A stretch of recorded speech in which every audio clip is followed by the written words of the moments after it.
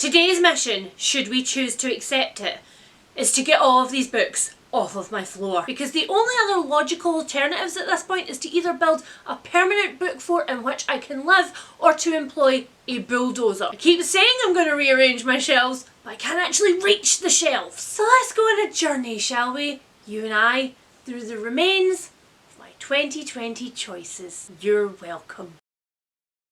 Hi guys, it's Leanne, and I'm not kidding, we are getting all of these books off of my floor if it kills me. This will be a book haul of epic proportions, and I will hate myself when I am editing it. Sorry editing, Leanne.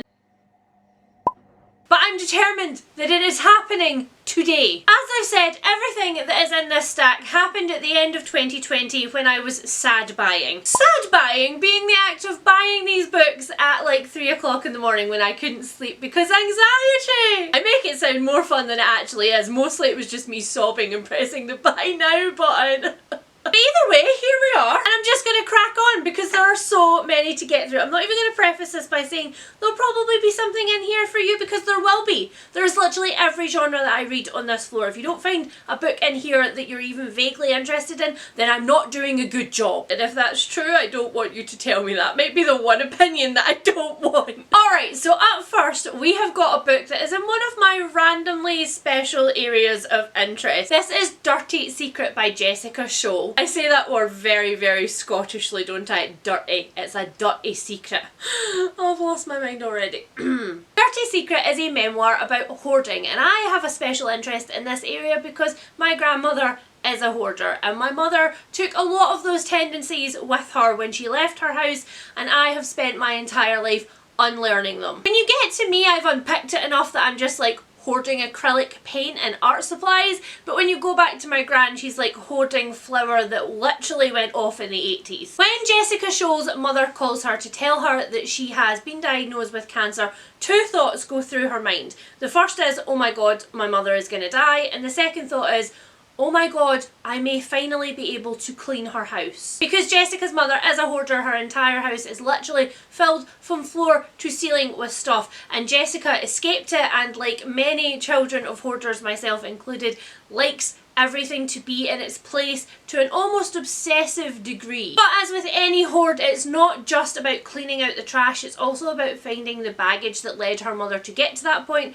and clearing the baggage that's been in the way of their relationship Jessica's entire life. Next up, I have got a book that I am very excited to dip my toes into, and it is Gender Swapped Fairy Tales by Karrie, Fransman and Jonathan Plackett. This book does exactly what it says on the tin. It has not only swapped the genders of some of the heroines and heroes, but it has inserted a whole lot of queerness into all of the myths that we know and love. Some examples are Handsome and the Beast, Gretel and Hansel, Jacqueline and her beanstalk, and the Sleeping Handsome in the Wood. I must admit that I think my favourite one, the one I'm most excited for, is Mr. Rapunzel, when it's a beard and not like long hair. There is so much to love about this concept, but the art is definitely a huge part of it. Just look at those end papers, I cannot. Next up, I have a tiny little book that I am off the charts excited for.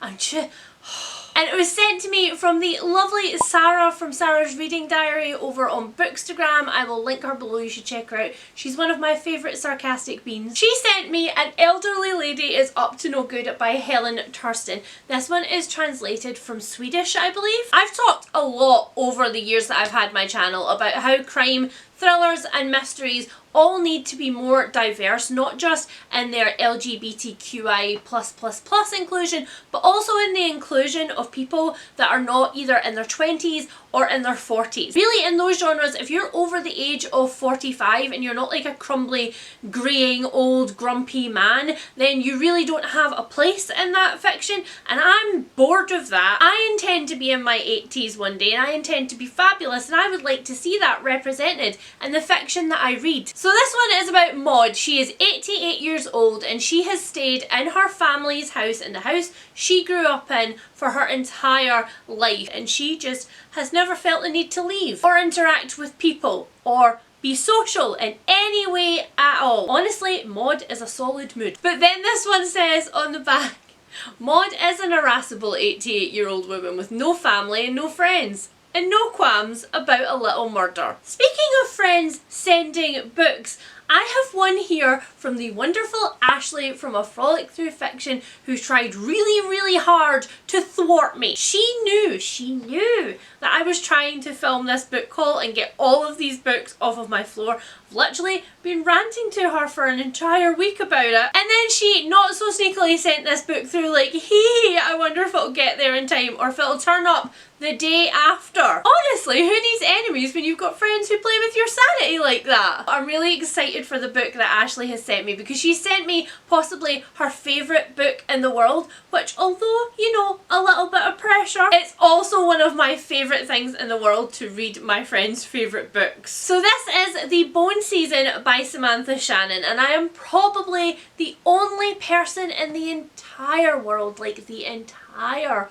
world, who has not tried this series. This book is set in an alternative London where the Scion have taken control of the government and all forms of clairvoyance have been outlawed. Because of that, a lot of people who existed in the open have been forced into a really sketchy kind of criminal underworld that they did not consent to. And between those two worlds walks Paige Mahoney. She is apparently a very powerful dream walker, and by night she performs her talents, and by day she tries to toe the line for her father, who is a very powerful member of the Scion government. Now, speaking of characters with diverse ages, I have a book that, the entire premise of it just blows my mind. It's one of those that I know that if I don't read really soon, it's going to sit on my shelves for years, because I'm going to be waiting for that like right day to read it. Like at 2:03 on a Sunday afternoon in October when it's overcast and I can be in a blanket and I don't know, the stars align that lovely wife Helen brings me tea and chocolate at just the right time. That book that I'm going to try not to put off for that occasion is The Psychology of Time Travel. I picked this one up specifically because of the sheer force of will that Victoria from What Victoria Read exerted upon me. She's not usually a pushy one as our Victoria, but she loves this so much that not only did she make me buy it, but she bought it for Emma from Drinking by My Shelf, and she made Emma read it too, and Emma also loves it. So as you can see, a confluence of events has brought me to this point wherein I must read and love this book. Now, I don't think that I could do any better justice to the synopsis than there is on the back, so I'm just going to read it to you because it's great. So it says, 1967, 4 female scientists invent a time travel machine, but then one of them suffers a public breakdown and puts the whole project in peril. 2017, Ruby knows her Granny B was the scientist who went mad, but they never talk about it, until they receive a message from the future warning of an elderly woman's violent death. 2018, Odette found the dead woman at work, shot in the head, door bolted from the inside. Now she can't get her out of her mind. Who was she, and why is everyone determined to cover up her murder? Next up, I have a book with a premise that every time I read it literally makes me want to stop whatever I'm doing and just pick up the book. This is Monday's Not Coming by Tiffany D. Jackson. I feel like I'm the only one in the world who hasn't read Allegedly, which I think was Tiffany D. Jackson's debut novel. I seem somehow to own this in her most recent one instead, but I'm sure if I love this that I will happily run back through her backlist, because she's one of those authors that just has those really engaging premises where it sounds like she's doing something just a little bit different than every other YA contemporary right now. This is about Claudia. She and her friend Monday have been best friends for as long as she can remember. They are really more sisters than they are friends. But when Claudia turns up for the first day of school and Monday doesn't, she's really confused because nobody told her that she wasn't going to be there. But as Claudia investigates, she realises that not a single person that she has spoken to remembers the last time they talked to Monday, and so her question becomes, how can a teenage girl just vanish, and why does nobody care? Next up, I have 2 novels that I feel like I need to talk about back to back, and I think you guys are going to know exactly what the second one is when I show you the first one, which is Passing by Nella Larson. This novel, which is actually really short for being so classically hard-hitting, follows Irene, who is a happily married woman living on the African American side of Harlem. She's married a physician, she has attained a certain standard of living, and she feels like she's really pulled herself out of her roots. But then Irene bumps into and renews her friendship with her school friend Claire, Both of them are quite light-skinned African-American women, and to Irene's complete horror, Claire has decided to pass as white, and she has lived her entire life doing so. The problem is that Claire really wants to find her way back to her childhood, her roots and her community, and Irene can't deny her that. She wants to help her to reconnect with that, but in doing so a series of events happens that is out of both women's control. Again, for being such a tiny book, this one seems to have a huge lasting impact on everybody who reads it, so much so that the next novel that I have has come into existence. This is of course The Vanishing Half by Britt Bennett, which was very much influenced by Passing. Unlike Passing, The Vanishing Half deals with a pair of twins. Although these sisters are twins and were inseparable as children, they have completely grown apart. One of the twins has married a white man and is living a white life, and the other sister lives in another black community raising a daughter to be proud of being black. One of my other weird niche areas of interest is California in the 40s and 50s, so I'm extra excited for this one, but it's going to be fun to read these ones back to back, I think, and to see what a twist told by a modern writer on the story will do to it. Speaking of California, I now have a thriller that is set in LA, and it is The Lady Upstairs by Halley Sutton. This is about Jo, and Jo's entire job, her whole life, is dedicated to exposing horrible men, from people in the workplace who mistreat people to Hollywood producers who are just a little bit too handsy with their actresses. Jo is employed by a faceless woman, the Lady Upstairs, and she is constantly trying to prove to her that she can take on bigger cases. But in taking a massive risk with a case that she is handed, one of the clients ends up murdered, and Jo knows without a shadow of a doubt that the Lady Upstairs will absolutely throw her under the bus unless she finds a way to get out of this on her own. Next up, I have two books that were sent to me by the lovely Kira, who was my bookish Secret Santa this year. I'm not going to talk about the first one of them very much because it is the third book in the Morrigan Crow series, and realistically I think I've talked the legs off this series over the last couple of months, and you guys are just going to cancel me if I continue to talk about it. So there's this one, it's beautiful, I'm very excited. But Kira was also super generous, and she got me another middle grade book that had been on my list for quite a while. This is The Haunting of Aveline Jones by Phil Hickes, and it is actually the start of the Aveline Jones series, so that makes me really excited because I'm hoping that I absolutely love this first book and I can just continue on and eat all of them. This book is about Aveline, who really loves ghost stories, and when she finds an old book of them just lying around, she thinks that she's really in luck because they're all super spine tingling and really creepy. But the creepiest thing is that they seem to have belonged to a girl called Primrose, and Aveline can't seem to find out what happened to Primrose or where she went. So she decides that she's going to investigate her own spooky story. She's going to find out where Primrose went, and she's going to do it with her new friend, Henry. There's a lot of ... surrounding new friend Henry, in case you couldn't tell. Next up is a book that is a symptom of something that I did at the end of 2020, which was to do a deep dive into the romance genre. I haven't read in the romance genre in quite a few years, and recently, of course, there has been a huge change in the diversity in it. There are so many more positive queer stories which don't end with big sad endings. This is Melt My Heart by Bethany Rutter. I love the cover for it. I love the cover. I also love the cover for her debut novel, which I will thoroughly be picking up at some point. And I'm going to read you the really tiny synopsis on the back of this one because it just I can't stop smiling. So it's Lily Rose's Summer of New Things. 1. Scoop ice cream with best friend Cassie. 2. Hang out with people other than Cassie. 3. Be romanced. 4. Do not let twin sister know you are being romanced. 5. Do not think about results day. 6. Be more like Cassie. 7. Be less like Lily. 8.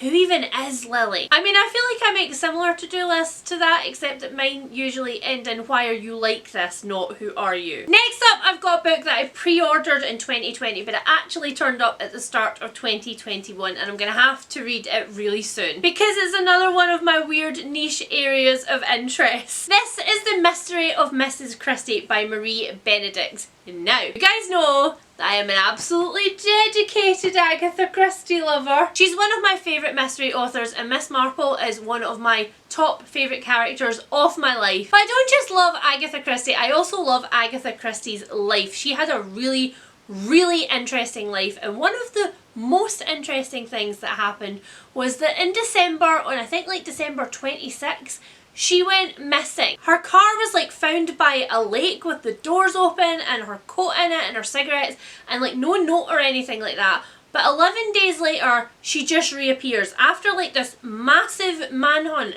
which was a unprecedented thing at that time in England.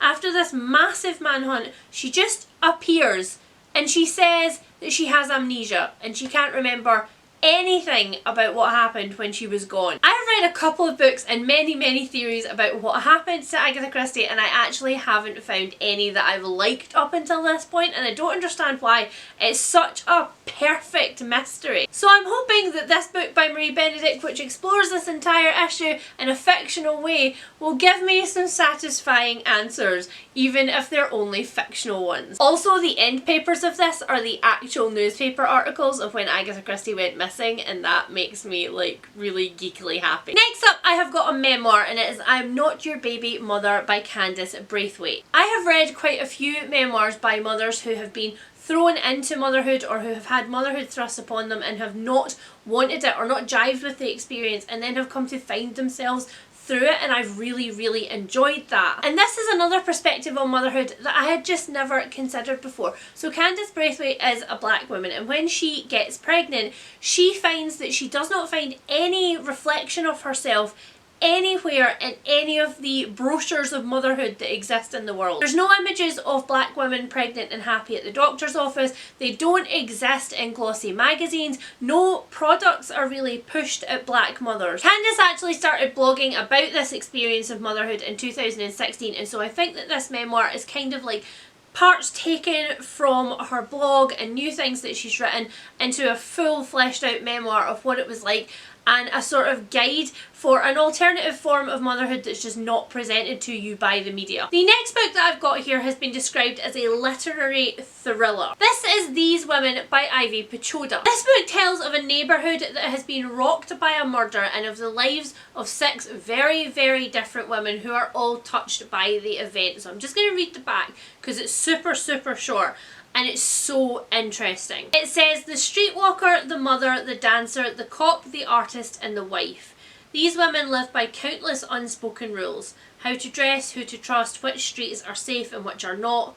The rules grow out of a kaleidoscope of fear, anguish, power, loss, and hope. Maybe it is only these rules that keep them alive.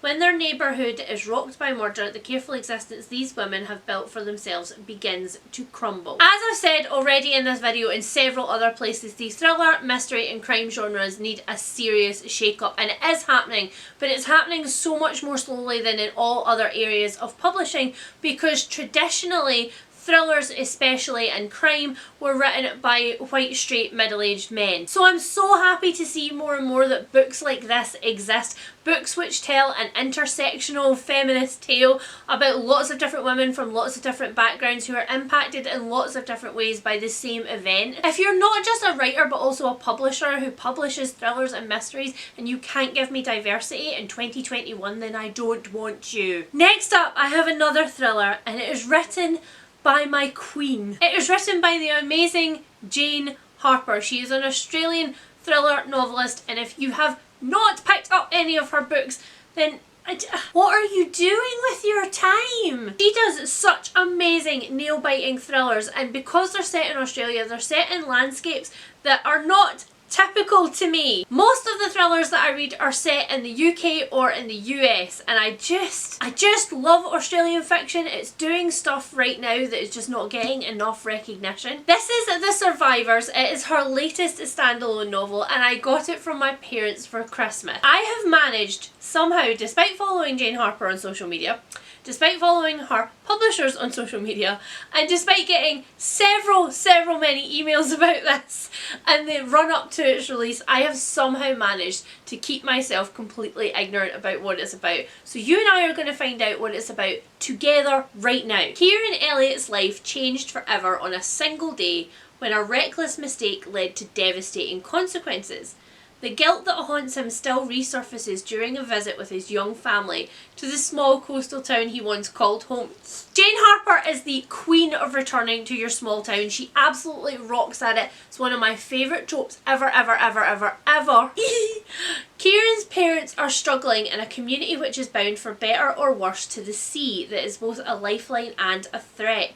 Between them all is his absent brother Finn. Okay, that's the other thing that Jane Harper does really well. She does sibling relationships really well. The Lost Man is possibly my favourite thriller of, in fact no it is. It's my favourite thriller of all time, and it is about a sibling relationship. And just so good. When a body is discovered on the beach, long-held secrets threaten to emerge in the murder investigation that follows. A sunken wreck, a missing girl, and questions that have never washed away. I may be picking this up this month, guys. Not gonna lie. Oh, it's so hard to put it down. You know, I wish I could say that after 17-ish books, I thought we were coming to the end of the pile, but we're really not, so I'm going to call it. I'm going to do another handful of books, and then anything else that's left on this floor, you'll see in the future when I read it. Because these shelves, they just have to, I have to take everything off them, and like rearrange it, and put it all back on, and I have to film it all, and I have to do it soon, because it's doing my head in. So next I have another memoir, and it is called The Fixed Stars by Molly Wisenberg. And it is an adult novel of rediscovering your sexuality when it was something that you had defined half of your life by. So Molly Wisenberg was 36, she was on a jury, and she was watching a case play out in front of her. And she found herself inexplicably and weirdly completely drawn to one of the female attorneys. Molly had a very stable life and a very stable understanding of herself and her sexuality. She was straight as far as she knew, and she was the mother of a toddler, and she had never really given a second thought to any other options. She thought that sexuality was like a fixed point in her life that she didn't have to think about and didn't have to worry about. But after this encounter, she finds that she can't go back to her old life anymore. She finds that this entire thought of all of these possibilities are taking over and crowding out of her head, and so she decides to actually make space to think about them. This space that she made for herself cost her marriages and jobs and relationships. She's to come out as an adult to her family who absolutely do not understand why she's thrown a bomb into the middle of her life. But Molly realises that being true to herself and being a whole person is more important to her than any other preconceptions that she had about herself. I'm so looking forward to this one. I think it's so important that coming out stories are not just told about people who have stayed in the closet until they were in their 80s, or about teenagers who are newly coming out. Okay, last up, I have a book that is my absolute last try with an author. That sounds really dramatic, but this time it's not because I have read and absolutely hated her books. It's because I've tried a couple of them and they've just not done it for me. I've ended up DNFing them. I just couldn't connect with them. So this is After the Silence by Louise O'Neill. This is her first completely adult novel, and so I want to give it a try again because I really want to enjoy something that she's written, because I really love the premises of all of her books. So this is about the Kinsellas. 10 years ago they had a wild party on their island home, and there was a massive storm which cut off any contact with the mainland, which also cut off, you know, electricity and did a lot of damage and things. And in the morning after this party, a woman's body is found floating in water. Nobody could have got off the island during this, and nobody could have got on. So the killer was absolutely there. The murderer was absolutely on the island, but nobody was ever charged for it. There's been 10 years of silence surrounding this woman's murder. And then all of a sudden, 10 years later, a documentary film team has suddenly turned up hoping to lift the lid off of this mystery case, and in doing so completely turn the Kinsella's life upside down. Okay, so that's it you guys. Those are the however many books I managed to get through in this video that were sitting on my floor. There's still a whole stack. There's some middle grade, there's a little bit of sci-fi, there's some memoir, and there's a massive stack of like other stuff like contemporary and poetry and literary fiction. And yeah, you're just gonna have to see them when I eventually read them, because my voice is going and my will to live also left like 6 books ago. I'm just joking. I absolutely love filming book haul videos, but I know unequivocally that this one is going to be a really long one. It's also interesting being as like this is month 2 of my book buying ban. I have not bought any books. And for somebody who's on a 6-month book buying ban, these were 2 massive hauls that I've done so far this year. Ooh, I may have just caused a small structural collapse in that pile. Let's move on before they all end up everywhere. As always guys, if you have read any of the books that I've mentioned in this haul, please tell me about them in the comments. And if, based on these books, you think you know a book that I would absolutely love, please tell me about it so that I can stick it on my wish list, and after the book buying ban of many months, I can go on a spree to congratulate myself. Also, as always, if you hated any of the books that are on this list, please feel free to absolutely trash them in the comments below, because I love me some opinions. If you liked this video, please consider giving it a thumbs up. It is so very helpful. And if you want to see more of my face appearing regularly in your feed, then hit the subscribe button and the little bell icon so that you can know when I have popped up with bookish joy. And I will see all of you guys very soon. Bye! This is when I wish I took thumbnails at the start of a video and not at the end, because I don't think I can pick any of these up. Oh my god, this was such a bad idea.